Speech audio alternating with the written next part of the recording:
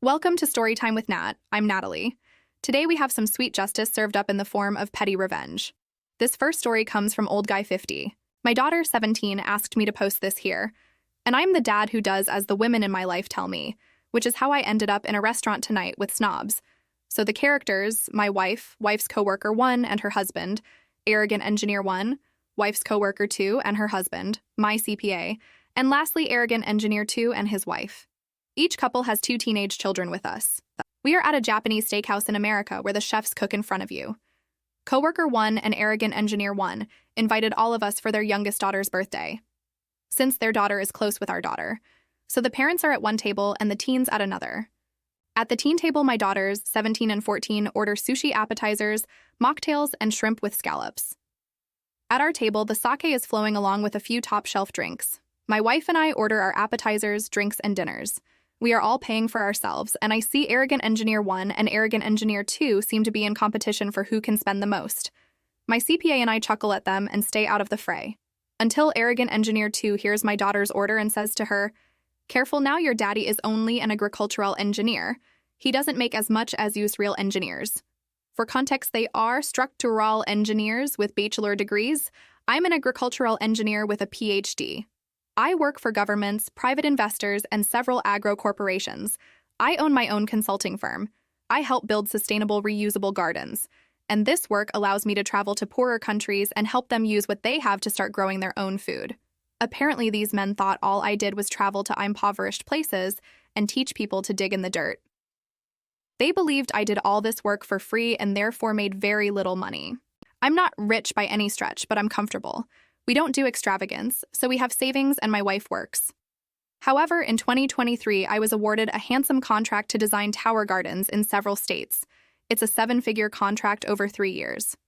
Back to dinner. These guys ask me about the most ridiculous things, like, is it good to grow onions and carrots in the same garden? And were laughing at me and my work until their wives told them to stop. I chalk it up to drunken arrogance and don't even bother to answer. My CPA was laughing so hard he almost fell out of his chair. Apparently, he is arrogant engineer 1's CPA as well, and knows the ins and outs of both our finances. Arrogant engineer 1 taunts CPA to tell the table what he brought home last year after bonuses. CPA pulled up the figures on the phone and told us, "It's about 1/3 of what I brought home in 2023. The CPA says, "I have yours up, want me to share?" I decline, and he nods. Another round of taunts. I go to the restroom and find the waiter. I pay for the whole check and leave a generous tip on top of what they added for a big party. After our sobet, the waiter thanked me in front of everyone for the tip and wished everyone a good night. Arrogant engineer 1 and arrogant engineer 2 stare at me for a moment. I smile, nod, and tell my CPA to tell them my income last year, after which I simply said good night. Petty, absolutely. Gratifying, dang right. That was some sweet petty revenge. I don't know why people always assume how much others make. I've known people who spend are absolutely broke, and I've known people that have millions but drive beat-up old cars and wear old clothes. It's silly to assume based just on someone's job. What if he inherited a lot of money? What if he's the best in his field? What if he bought Bitcoin in 2010?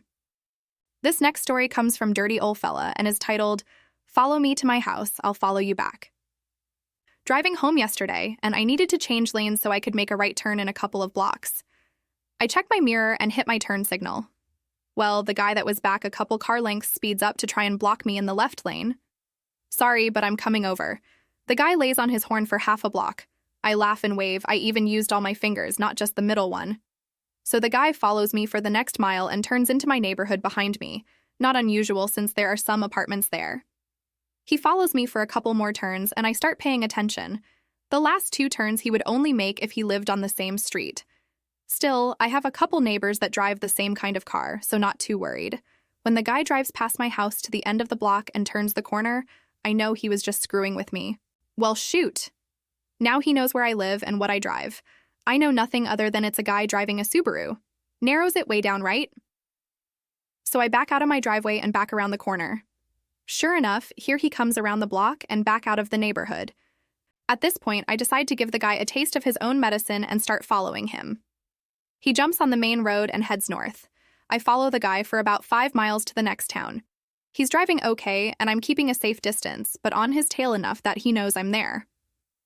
I had been watching him gesturing with his hands and swerving a little.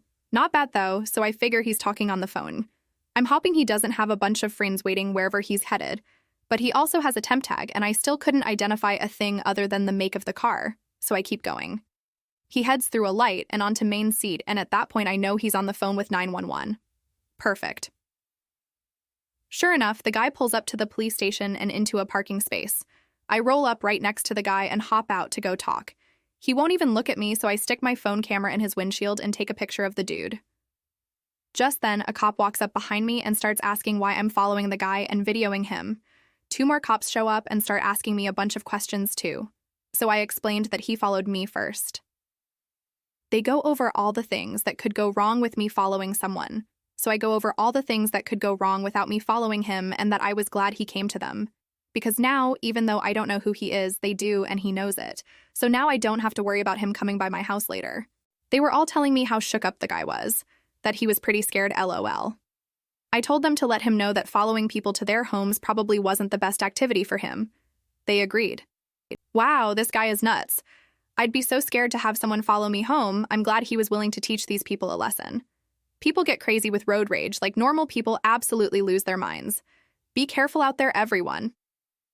This next story comes from Sad Combination and is titled, I filled my apartment with carnivorous plants to spite my vegan roommate. Okay, so I, a 24-year-old female, have been living with my roommate, a 26-year-old female, for 3 years.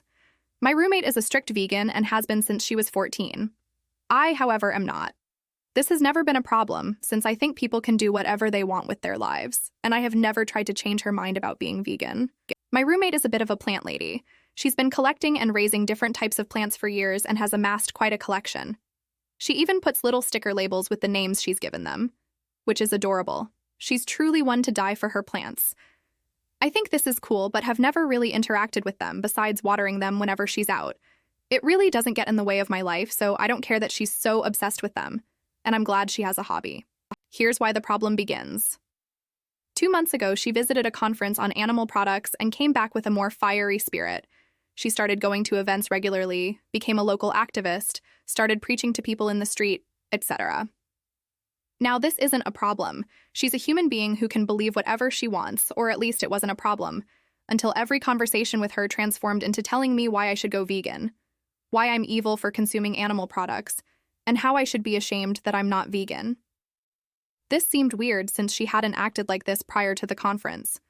But it had gotten so common, I started waking up earlier to go to work so I could eat my eggs in the parking lot of my job so I don't have to hear her rant. Since we were close to the end of our lease, I had decided to pull a little stunt before we parted ways. I headed to an exotic plants place near where I live and got a bunch of different types of carnivorous plants. I'm talking every single species I could get my hands on. I also got pots and things to hang them from, so they looked pretty. My roommate wasn't there that day, so I had plenty of time to set the place up. I decided to do it in the kitchen, since that's where most of her scolding would take place. I put them everywhere I could. Wherever she had a plant, I put one right beside it, just to be extra petty. It looked like a greenhouse in there. Honestly, I was pretty proud of my work. I felt like Buddy the Elf when he renovated the store. When she got home, she started screaming at me, blowing up saying that I'm horrible. She was livid. But because I bought them and I hadn't moved or touched anything of hers, she couldn't do anything. It's been like this for the last few weeks, and I've been caring for them daily, and even researching the best ways to keep them alive and purchasing products so they can thrive. Honestly, I've actually gotten pretty fond of the plants. I went as far as naming and labeling them. I'm moving out today, so I thought I would tell this story, because it's kinda crazy. Wow, that last roommate way overreacted. They are just plants, and I think she was just trying to make a point that she wanted to be left alone about her life choices. Thanks for listening. Be sure to like, comment, and subscribe. Have a great day. Love you all.